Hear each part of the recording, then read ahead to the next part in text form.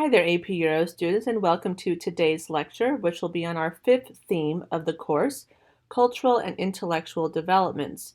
Once again, all our examples for this theme will come from Unit 0, the Middle Ages. Your objective for today's lecture is to explain the dominant cultural and intellectual trends of medieval Europe and the influence they had on medieval life.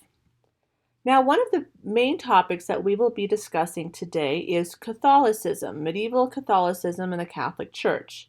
We did talk about the Catholic Church in our 0.3 lecture on politics, but the Catholic Church also was very, very influential, you might even say defining, of European culture during the Middle Ages. So this is an example of a topic that you would find in multiple themes.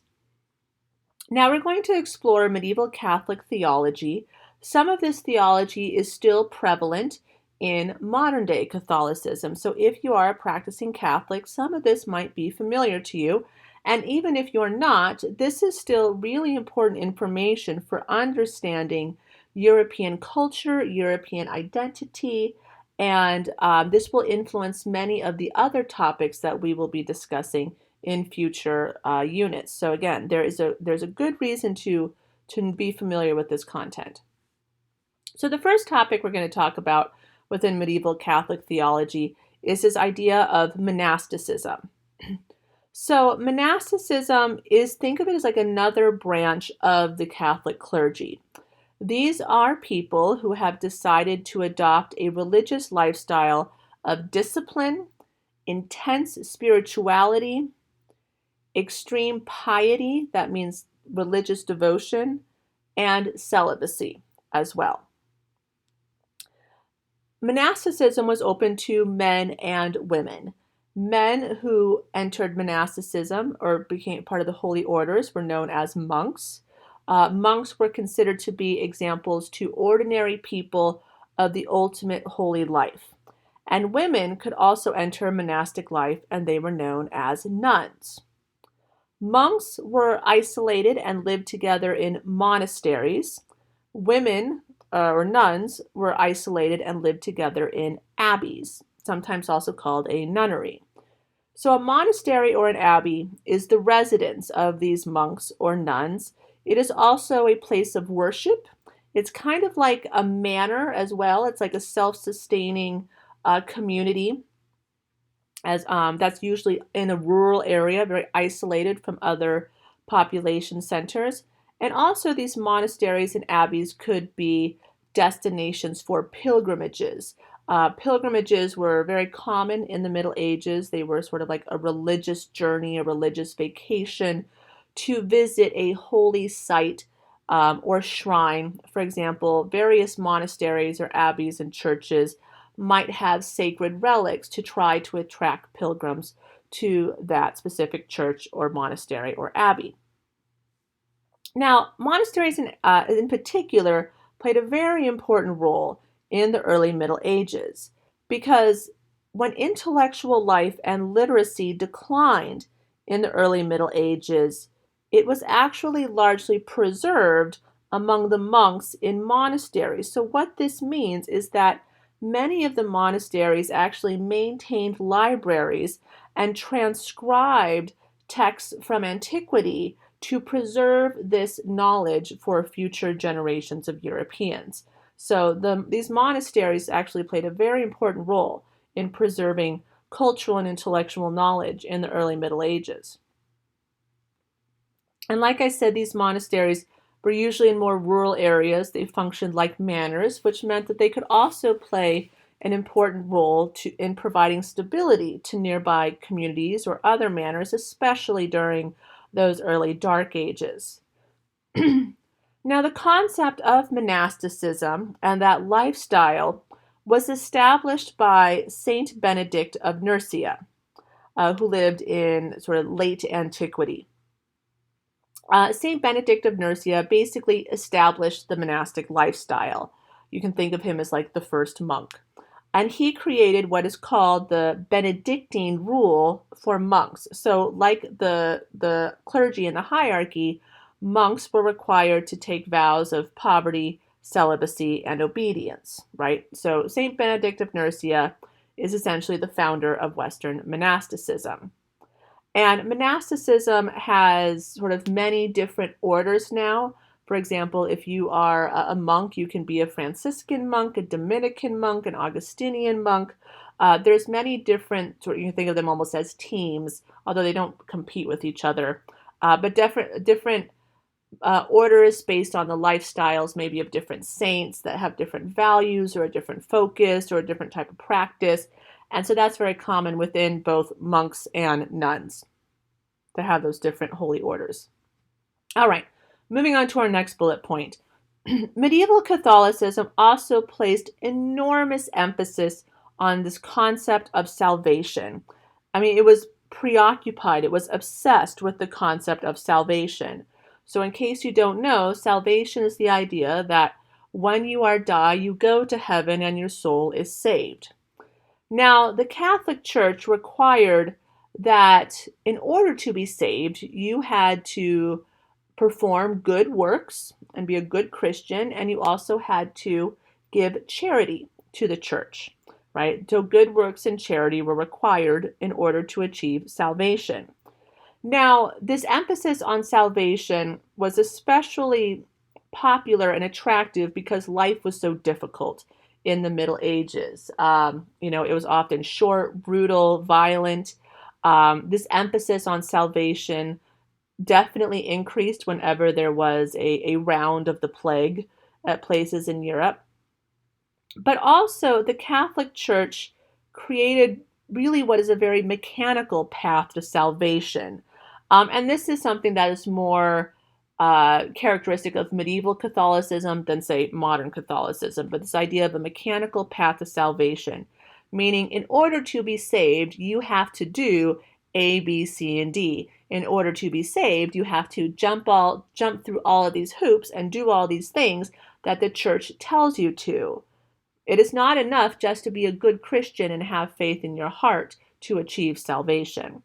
That's actually going to be like the defining issue that starts the Reformation, but that's another story for another day in Unit 2. So anyways, in order to achieve salvation, again, Christians had to do basically whatever the church told them to do, that mechanical path to salvation. But this is also one of the reasons those pilgrimages that I mentioned earlier were so popular in the Middle Ages, because taking a pilgrimage, again, a religious journey to visit a holy site or a sacred relic, might increase your chance of salvation. Moving on to our next bullet point, this idea of salvation was also connected to the importance of this concept of purgatory. So purgatory, again, is more characteristic of medieval Catholicism than modern Catholicism. But purgatory is a concept that is created and defined by the church. It is not heaven, right, where you will go if you are totally good.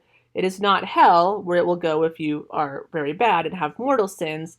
It is kind of a waiting room. It is a place where souls might go after death to be purged of the punishment for sins committed in life, but they aren't bad enough to go to hell. So let's look at this chart here. Okay, so here we are on our earthly life, and if you are a very, very good person and you committed no sins, or all of your sins were forgiven before you died and your soul was pure, you would go straight to heaven, and cha-ching, you achieve salvation right off the bat.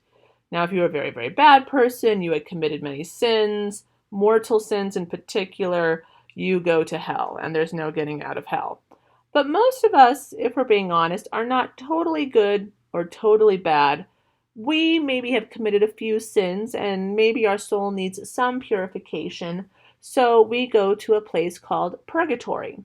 Now, purgatory is not an attractive place. It's not where you want to be. Think of it as like diet hell, if you will. It's not comfortable. You want to get out of purgatory as quickly as possible so you can go to heaven and eternal salvation, and all the puppies and chocolate and happiness that exists in heaven, right? Whatever that may be for you. My heaven personally will be full of puppies and dogs and things like that, and David Tennant, of course. Anyways, how do you get out of purgatory? Is there a faster way, for example, Because it's a lot of time maybe to spend in purgatory and wait to burn off all of those sins. So the church actually offered something called an indulgence. Indulgence, Indulgence. An indulgence. Think of this as like a fast pass, all right, out of purgatory. Like at Disneyland, you can buy a fast pass to get to the front of the line, all right, and you don't have to wait in line 2 hours to go on Space Mountain or something like that. An indulgence is like a fast pass out of purgatory into heaven.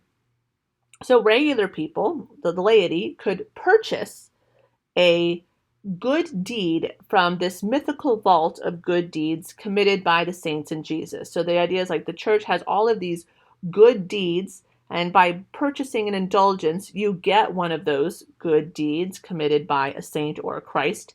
And this indulgence that you purchase would reduce or remove the time that you spent in purgatory. Obviously, if you had more sins or greater sins, you would have to purchase more or maybe more expensive indulgences. But there really was not a limit to this because, quite frankly, this was a money-making scheme created by the Catholic Church. This indulgences, I will say, definitely no longer exist. But this is also an example of that sort of mechanical path, you might even say the manipulation that the church had over this concept of salvation. So you could buy indulgences for yourself. You could also buy indulgences for relatives who might have already passed if you were worried that their soul would be burning in purgatory, right? And if you committed more sins, you could buy more indulgences. Really, there was no sin that was priceless, if you know what I mean. But yeah, this was not really an ethical way of encouraging people to be faithful Catholics and, honestly try to achieve salvation. This is one of the things that characterizes the medieval Catholic Church as corrupt, as we will see later on. All right, so we'll learn more about indulgences and the chaos that they cause when we get to Unit 2 and the Reformation. But for now, we're going to move on to our next bullet point, which is the 7 sacraments. Now, this is a concept that is still prevalent in modern-day Catholicism. So the sacraments are essentially effective signs of grace. Think of grace as like a holy or divine presence. So these are signs of grace instituted by Christ and entrusted to the church, by which divine life is dispensed to all of us. So what this means, basically, is, once again, the Catholic Church controls the sacraments. And this idea of grace, that the sacraments represent, is a sense of God's presence. So God's free gift of his presence, his help, his salvation, right? So this is a holy ceremony, a sacred rite, a very special moment for people in their lives. It's also sometimes seen as an effective means of communication between God and his people, right? So when you are participating in a sacrament, then that is one of your moments where you will have that connection to God. Like it's one of those special, special moments. So here's a list of the 7 sacraments. Some of you, again, if you are Catholic, you may have a lot more experience with this. And I will say that a handful of these sacraments are also utilized by Protestant churches. So, for example, baptism.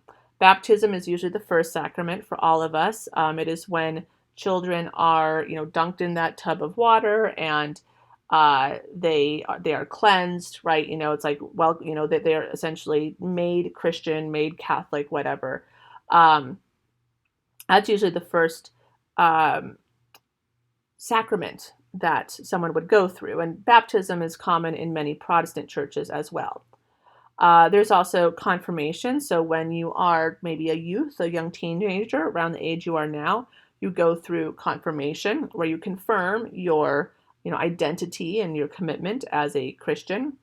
There's the Eucharist, which is when, if you've ever been in a Catholic mass, this is when the part where you stand up and you walk down the aisle and you take the wafer, which represents the body of Christ, and you drink the wine, which represents the blood of Christ, and again, a sacred moment in the Mass.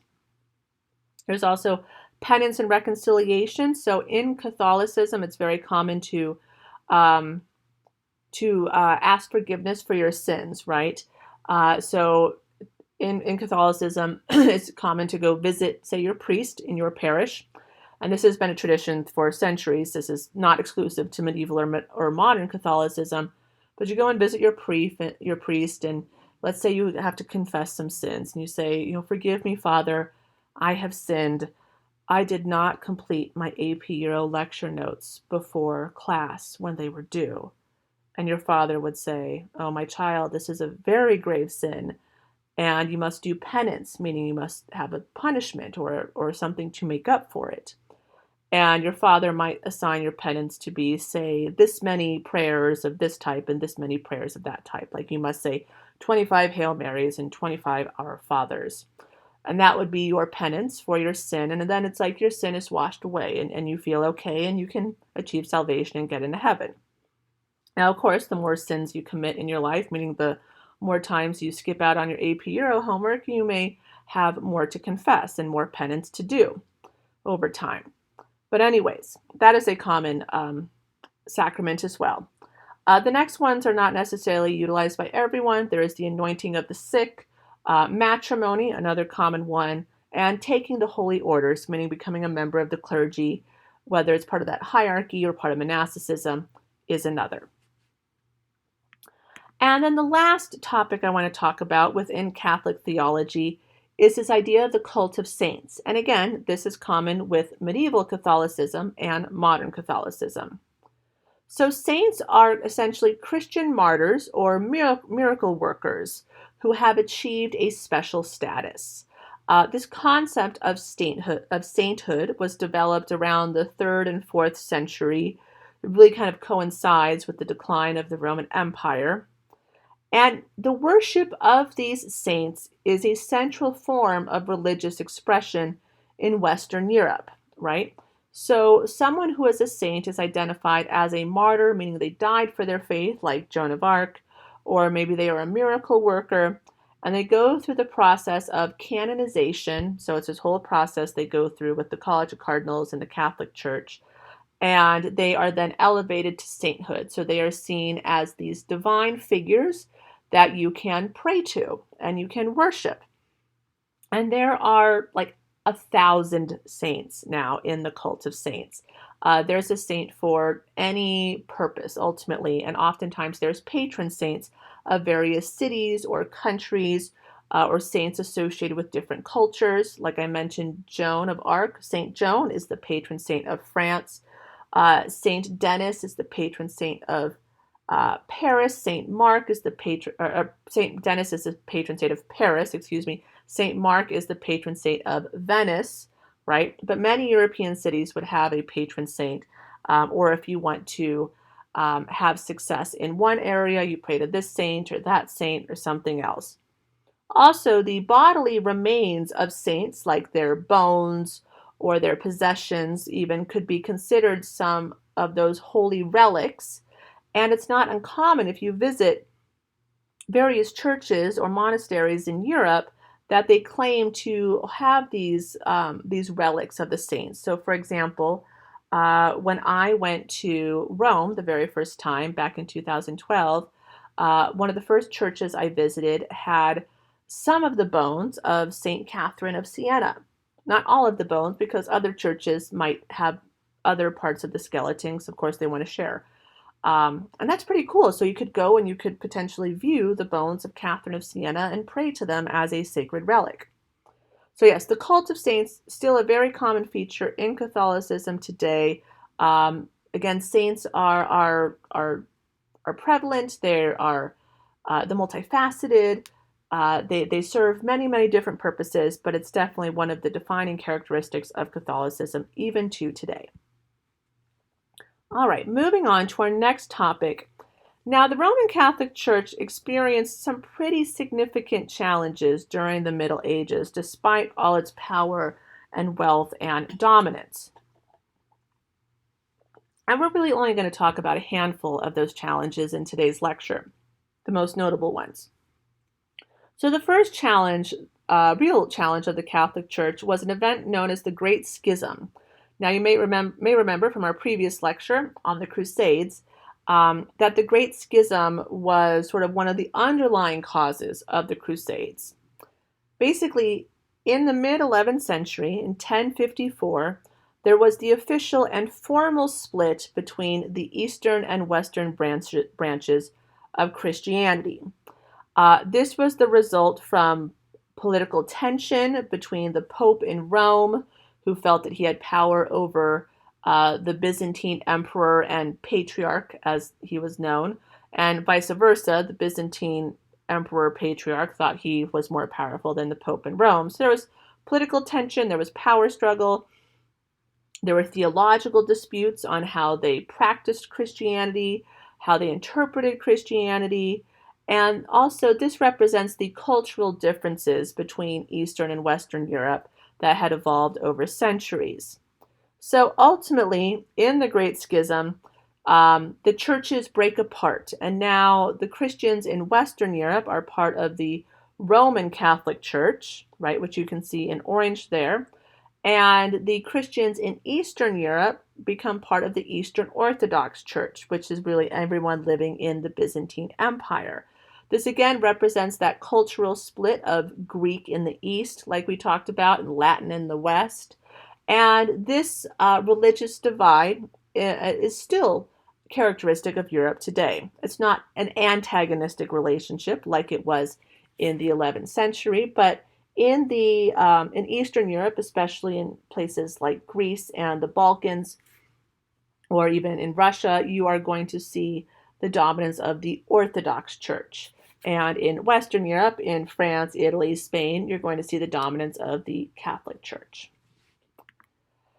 So that was a challenge to the church. That's the first formal split in Christianity, creating two different churches. But also in general, by the time we get to the later Middle Ages, we start to see a decline in some of the respect for the church and the papacy. Now, I want to caution you because this doesn't mean that people stop believing in Christianity. This doesn't mean that people stop doing all the things they're supposed to do according to the church to be a good Christian. But it's sort of like some silent doubt, some lack of respect, right? You're still going to do what you need to do. It doesn't change the power and influence or wealth of the church, but culturally, it's losing some respect. And part of the reason for this is, aside from other scandals we will discuss, is the church failed to provide sufficient spiritual comfort during the Black Death. And if you think about it, here's the Catholic Church, which for centuries has been claiming to be all-powerful and all-knowing, and the Black Death arrives, and they can do nothing to stop it. In fact, many of the upper clergy, your bishops and such, fled the cities, and they went to their houses in the countryside. And it was those parish priests or those monks who stayed behind to care for the sick and the dying, and as a result, a lot of the lower clergy died in large numbers, or even some of them abandoned their parish. So it turns out the church maybe is not all-powerful. It's not infallible. It's not able to stop the Black Death, and these clergy are not necessarily going to stay and take care of you in your hour of need. So this, combined with some of the corruption and crises that we'll talk about in the next slide, like I said, led to some cultural decline in the respect for the church. But everyone is still very religious, very devout. So it's a gradual decline in respect. But this is sowing the seeds for the later Reformation, which we talk about in Unit 2, part of the 16th century, which is a big break in the church. Well, there's lots of drama there, but that's another story for another day.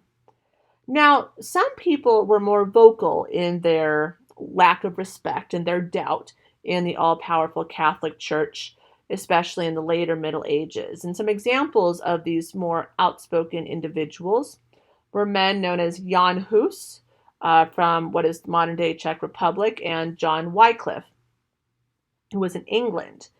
And these men publicly challenged the spiritual authority of the Pope, or the spiritual and political authority of the Church. They were critical of many church practices, such as this sort of infallibility of the Pope, meaning the Pope can do no wrong. He is this all-powerful figure and everyone has to listen to him. They were very critical of that concept. They were critical of the sale of indulgences, which I mentioned to you earlier. They recognized that for the corrupt money-making scheme that it was. They were also critical of all of these elaborate ceremonies and superstitions that took place within the church. One of the things that defines Catholicism, especially in its different to other types of Protestant Christian churches, is Catholicism is really fancy. The churches are big and beautiful and decorated. There's a lot of ceremony. There's a lot of like pomp and circumstance. It's just really fancy and involved. There's a lot of ceremony, right? And with this also means a lot of superstitions, especially in the Middle Ages. And so these early, we can even call them reformers, attempted reformers, like Jan Hus and John Wycliffe, were very, very critical of all of these elements of the church.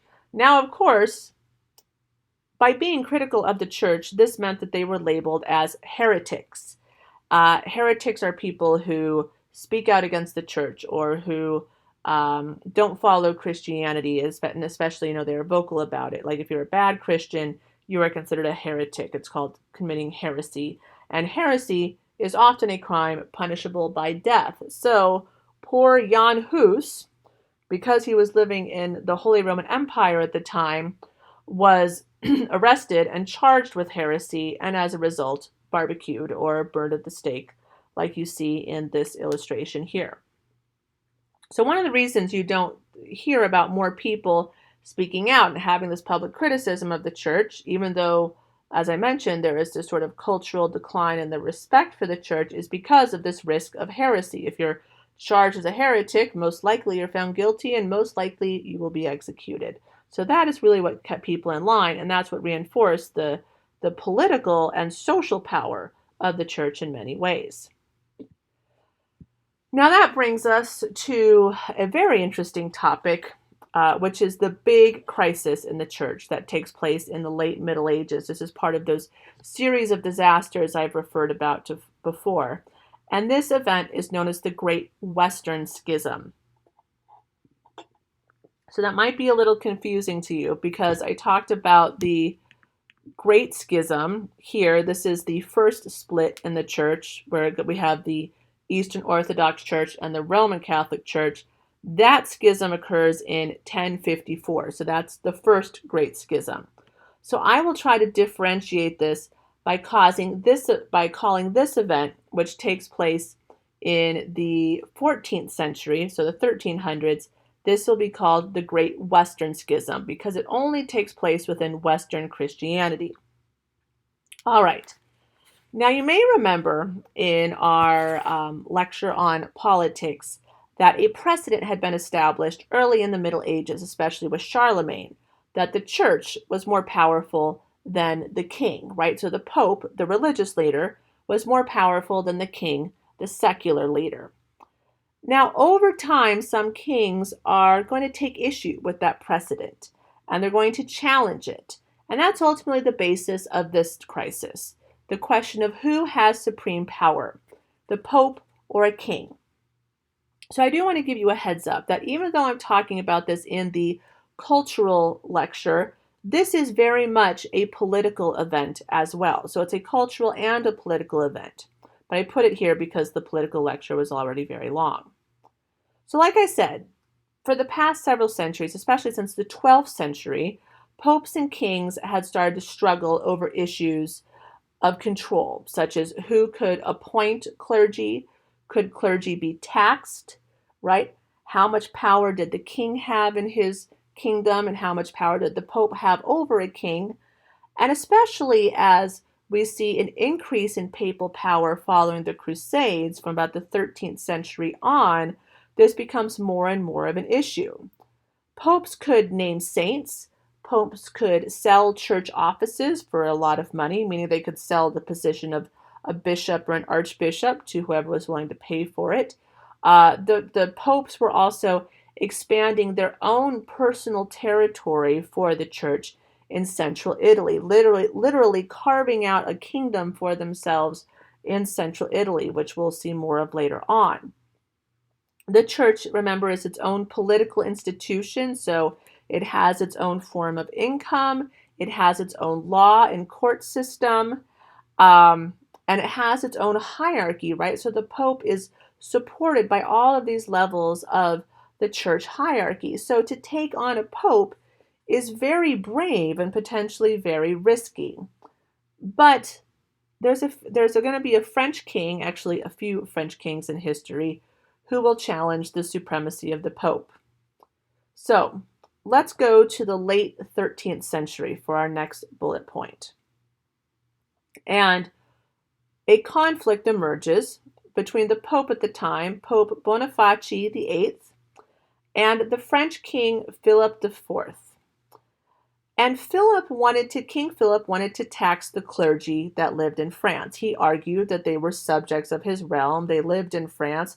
They benefited from his services, so they should pay taxes. And Pope Boniface said, no, no, no. He controls the clergy. They are essentially part of the church, so they are exempt from taxation. They are exempt from those secular laws and expectations.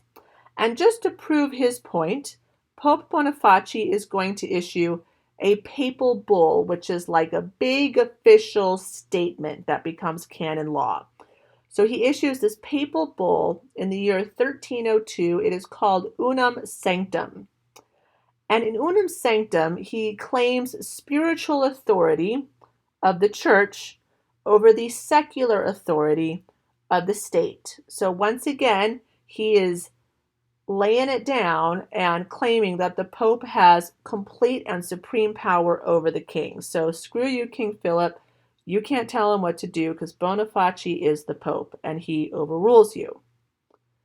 And in addition, King Philip is now excommunicated, meaning he is kicked out of the church. And that is something that the Pope had the power to do. And, in Catholicism, if you are kicked out of the church, then there goes your chance of salvation. Your soul is now damned. So this is a punishment worse than death by some. Well, King Philip is not going to take that excommunication lying down, right? So he challenged that papal bull and he went ahead and taxed the clergy, and that's why Boniface excommunicated him. But when Boniface, the Pope, excommunicated the king turned around and Pope-napped Boniface. So Pope Boniface was captured by French forces and taken to France to stand trial, but he never actually went through the trial because the trauma of the whole event, the trauma of the Pope napping, caused him to die shortly after. Well, remember, when a Pope dies, a new Pope needs to be chosen. But now the king, French king, Philip IV, has control over this office of the papacy because when he Pope napped Boniface, a lot of the church went with him, like the cardinals. And so the College of Cardinals is now faced with appointing a new pope. And King Philip is going to bully and put a lot of pressure on the College of Cardinals to appoint a French pope. And keep in mind, at this time, popes were usually Italian. And so the cardinals, feeling the threat of the French king, did elect a new French pope. This was Pope Clement V. And Pope Clement V moved the seat of the papacy from Rome to a place called Avignon. All right, so here's Rome, which is the traditional seat of the papacy. And when Clement V is named the new pope, he decides to move the seat of the papacy, move the basis of the whole church to this town of Avignon, which is the traditional summer home of the popes. It was part of the Holy Roman Empire at the time, but also, as you can see, kind of part of France as well. So this is actually a big deal because all throughout history, the papacy has been associated with the city of Rome. It's part of Rome's identity, right? But the papacy would remain at Avignon for 72 years, right? So that's multiple popes because they tend not to live that long once they become pope.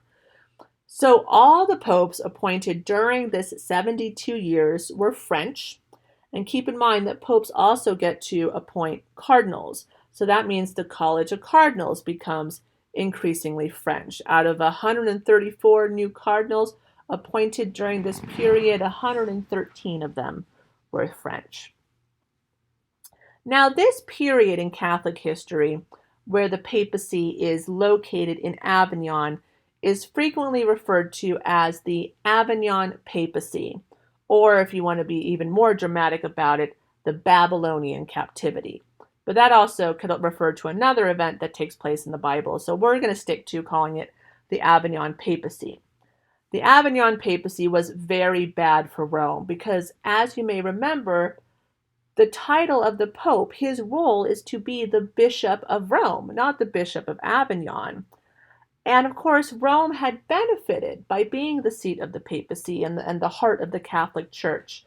Many, many people would take pilgrimages to Rome to visit the Pope, to visit, the heart of the church. That benefited Rome economically. Even to this day, millions of people will visit St. Peter's Basilica and Vatican City every single year for the same reason. So this was very difficult for the city of Rome, but as we will see later, good for other Italian city-states. Also, the Avignon papacy is characterized as a period when the popes are behaving very badly. This is a period associated with lots of corruption and bad behavior and indulgence, and not like the indulgence that gets you out of sins, indulgence like partying and breaking your clerical vows and things like that. So, for example, during this time, popes were increasing taxes on bishops, on monasteries, on abbeys, right?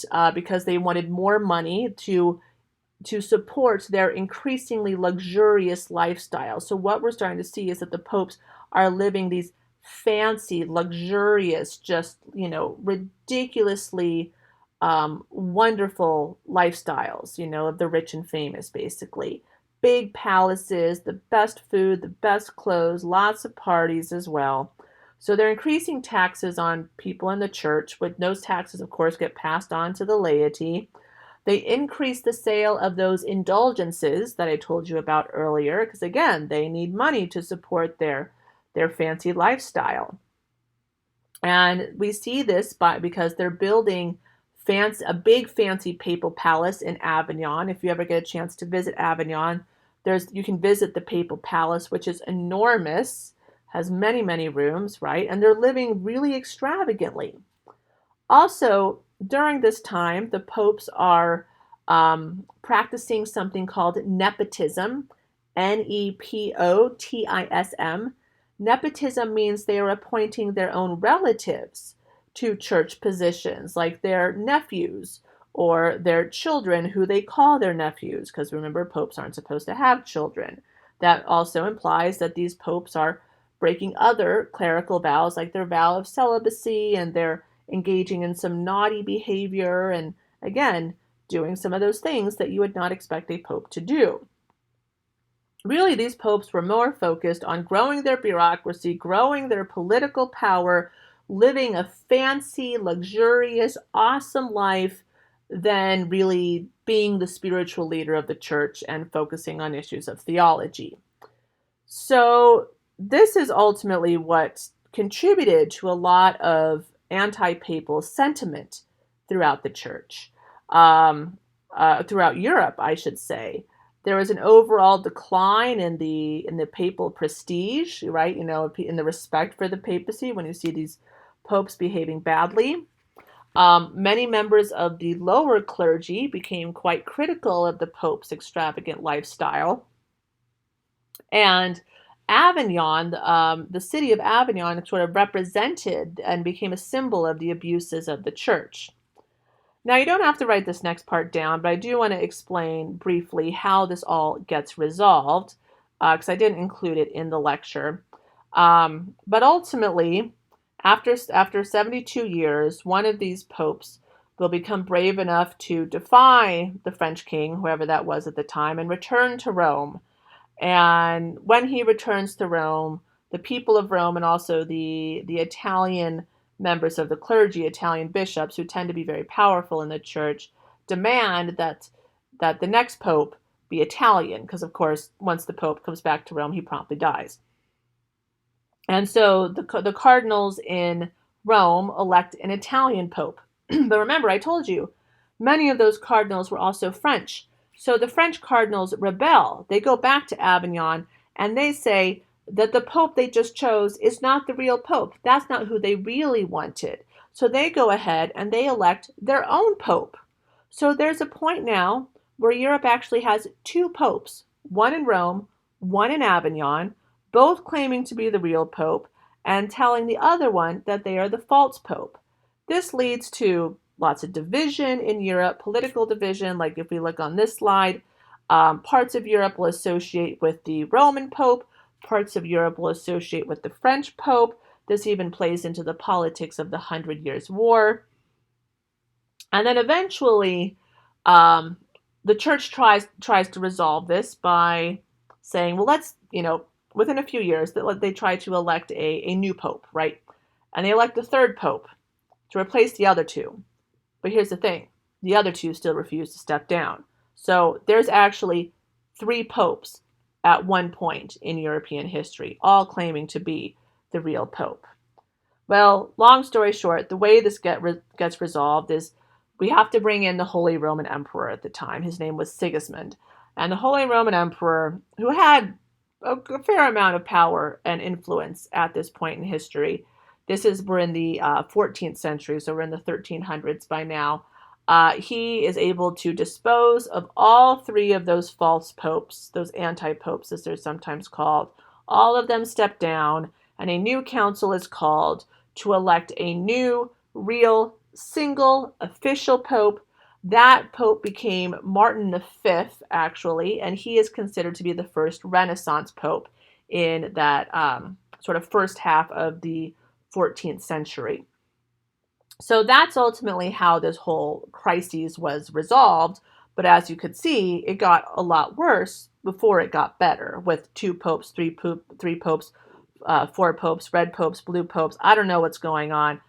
It was crazy. The people of Europe didn't understand. And again, if you are a member of the laity and you see how screwed up the church is, they can't even decide who's pope. Why should you keep trusting them? Why should you keep listening to what they say?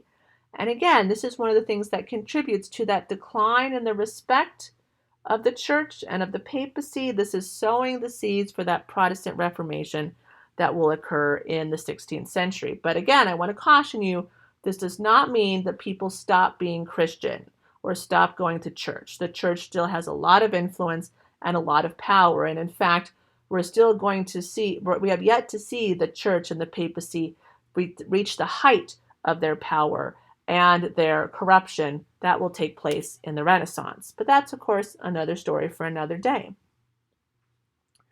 Now, this brings us actually to our final slide of today's lecture, which are some other cultural topics that I've grouped together here to round out our discussion on cultural and intellectual developments of the Middle Ages. So I do want to take some time to acknowledge the religious minority in Europe, which is Judaism, right? Medieval Judaism. Jewish history is complicated. It is oftentimes tragic, but it is also closely interwoven with the history of Europe.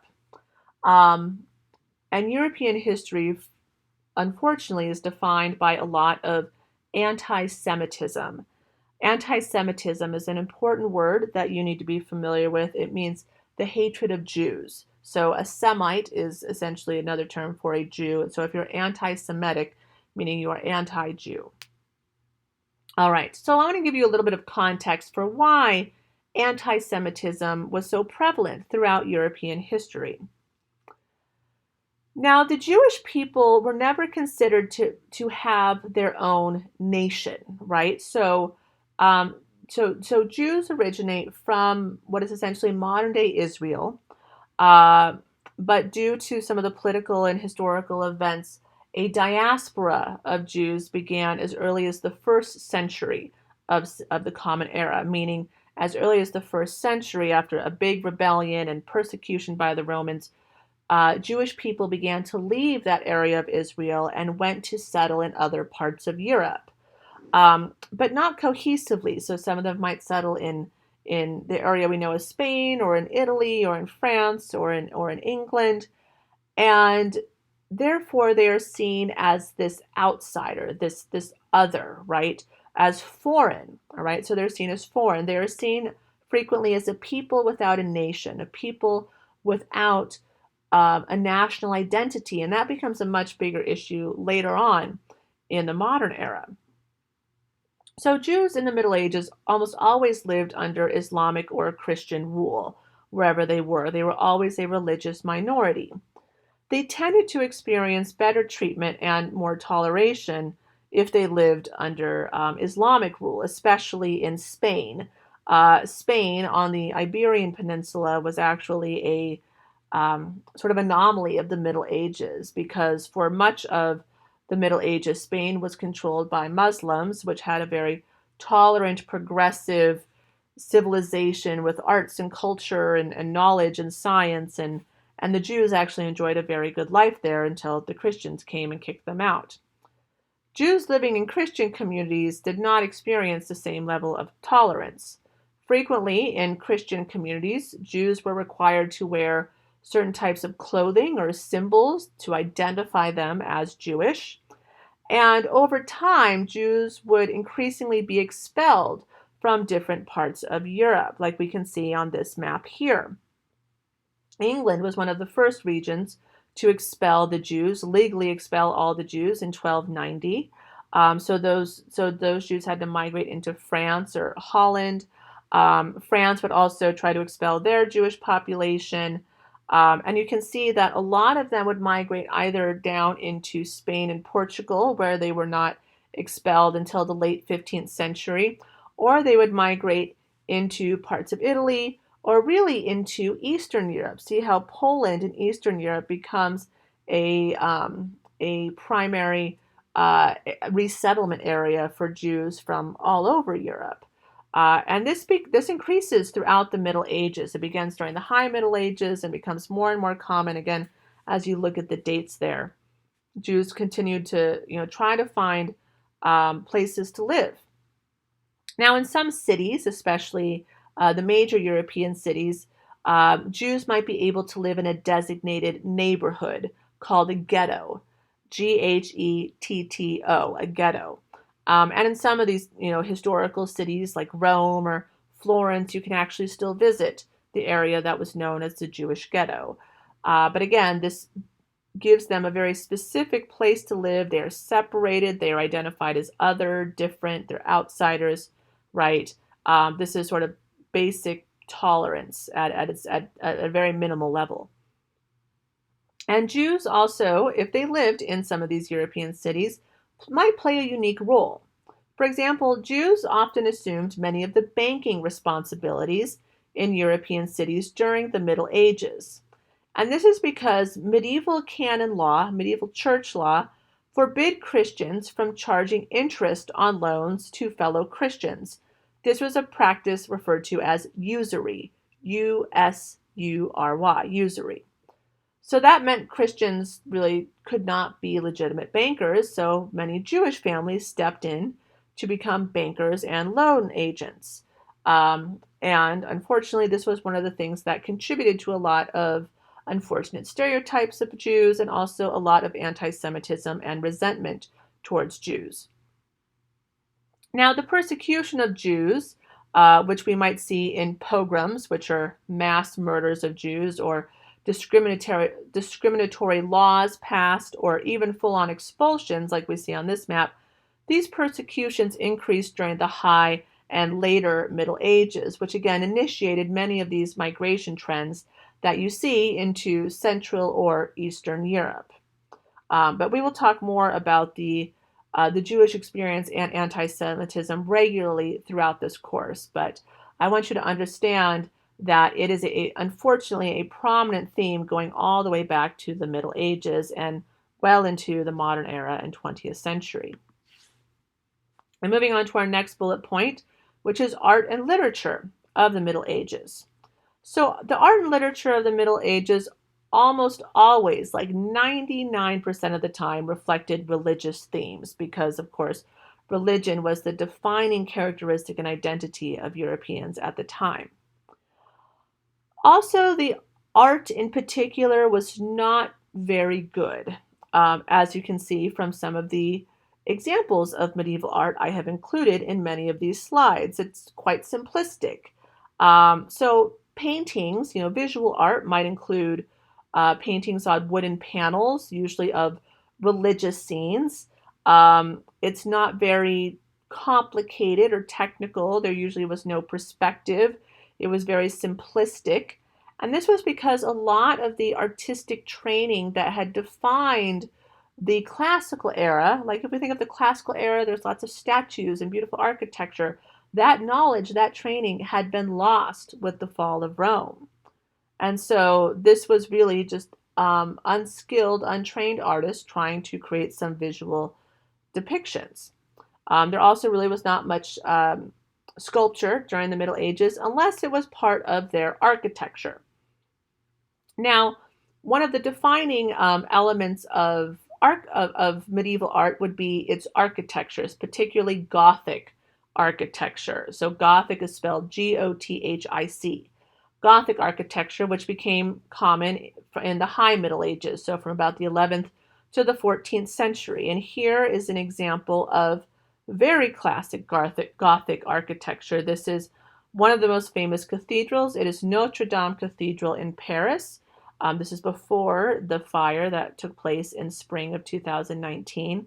But you can still see many of the characteristics of Gothic architecture with this cathedral, such as the verticality, the height of the cathedral with the bell towers and the spires. And that verticality, of course, tries to represent the connection to heaven, right? Also the sense of light that is used, especially with these stained glass windows. The stained glass windows in cathedrals are a very common element of Gothic architecture. And also, as these cathedrals became bigger and more complex, it represents the growing technical skills and engineering skills that Europeans were able to develop throughout the Middle Ages, as we see that sort of cultural and intellectual recovery with the growth of civilization. And finally, European literature, medieval literature, I should say, was also fairly simplistic and also very religious. At this time, the vast majority of literature was written in Latin. Latin was the language of antiquity, especially from ancient Rome. Latin is also the basis for many European languages today, like Spanish and French and Portuguese and Italian. But most official text, especially all religious text and text that was used in law or education, was written in Latin. That was considered to be the formal, educated language of Europe. But by the later Middle Ages, we do start to see more texts written in what we call the vernacular. The vernacular, this is spelled Vernacular. Vernacular means common language. So those languages like French, Italian, Spanish, English, Portuguese, German, right?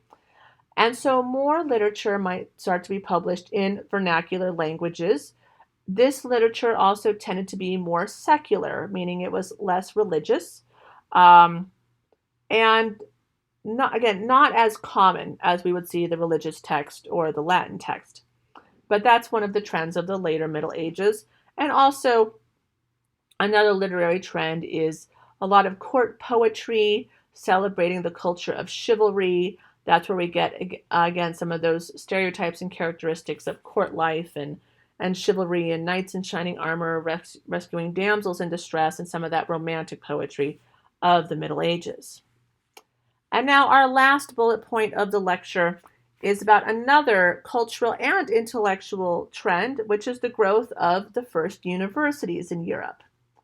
By the 13th century, urban centers began to establish these universities, these centers of higher learning, for the upper class of Europe. The students at these universities, which were all well-born men of the upper class, could attend a university to study theology, which is basically religion. They could study law, or they could study medicine, which is really not that special. Like medieval medicine is nothing to get excited about. It was still very, very rudimentary and gross. This was what we would call a scholastic curriculum: theology, law, and medicine. So even though the curriculum was fairly limited, at the same time, these early universities resulted in an increase in economic and cultural vitality in Europe. It was one of the characteristics of this recovery period of the High Middle Ages. And some of Europe's earliest universities are still around today, such as the University of Bologna in Italy. That was actually the very first university established in Europe. Also, the University of Paris in France, and Oxford University and Cambridge University in England. All of these still are around today, although they do teach other subjects besides law, theology, and medicine. All right, that brings us to the end of today's lecture, 0.5, Cultural and Intellectual Trends, focusing on the Middle Ages. Thank you for listening. Don't forget to do your write-up and enjoy the rest of your day.